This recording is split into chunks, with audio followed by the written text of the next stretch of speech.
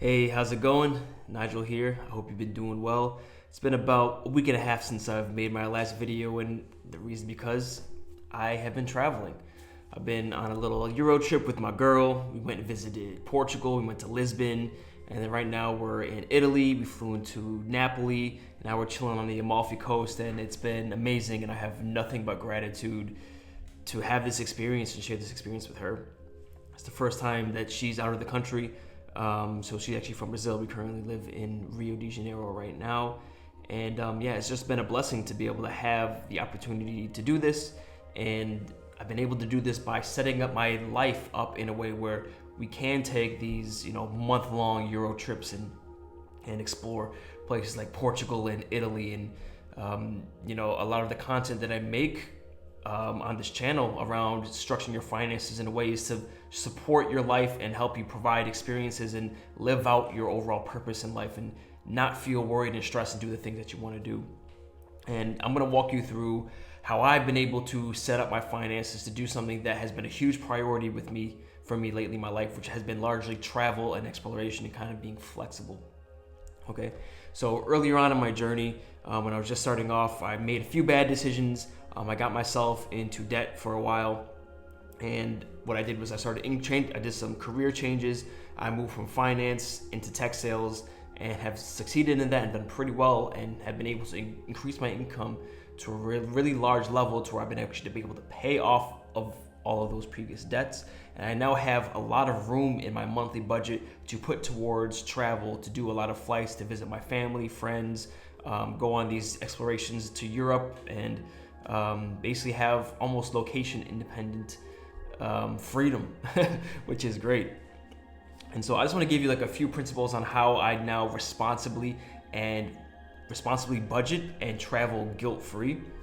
I would say for the most part right now, because I am debt-free right now, I have a lot of room within my budget to allocate towards travel. But in addition to that, what I currently do now is, let's say I want to plan a trip, or I have a trip ahead of time.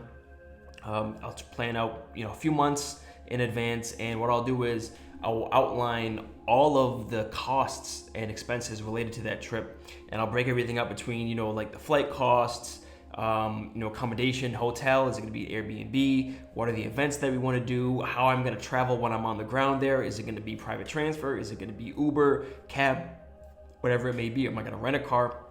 And so I'll map out all of those expenses and I'll get a total number. So let's say for a trip, it's going to be, I don't know, $5,000. Okay, $5,000.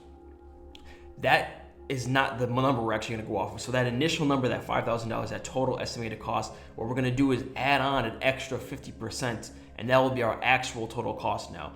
And that 50%, what that's going to be is going to be our phantom costs. Because you probably experienced this, right? You go on a trip, you planned and budgeted for it, but it ended up being a lot more expensive than you think it's going to be. So it's better for you to actually budget for that up front and put in that 50% phantom cost, because there's always going to be some bullshit that comes up that you're going to end up having to pay.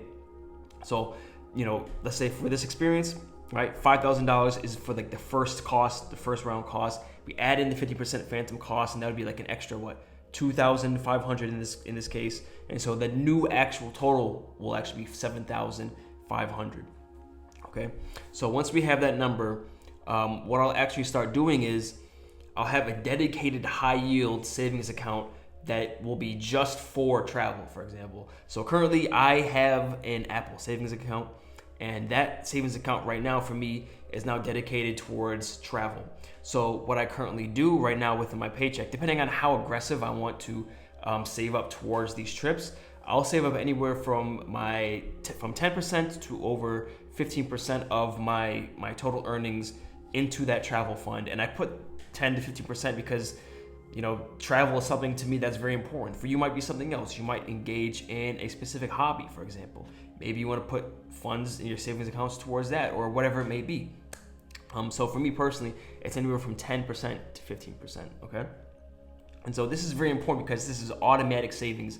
And then by the time it comes to take the trip, I would have been saved up that $7,500, and now I can go on that trip guilt-free. I'm not going into debt. I've already planned things ahead. And these trips, they feel better when you're coming back you're coming back home, and you're not in financial hurt, right? So a lot of this comes into planning ahead of time. And so that's kind of something that I've been doing lately. Just to recap, estimate that initial round cost, add in the 50% phantom cost, and then do automatic savings within a high yield savings account, just for travel or whatever bucket of spend that you want to do. And then when the time comes, you can do these things guilt free, and that's what life is made of. That's why I, manage my finances correctly in the first place, so I can take care of these things. So just a real quick video for you today. If you would like any help and getting your finances on track and decreasing, financial stress, and let's say you want to get out of debt, increase your income, start a business, build a side hustle, I do have coaching down in the link below, and we can map out a 3-month process to get you all the way, ready to go, have your finances in tip-top shape, and so you can take aspirational trips or have whatever, thing that you want to do in your life. So I'll see you guys later. Please like and subscribe, and I'll talk to you later. Peace.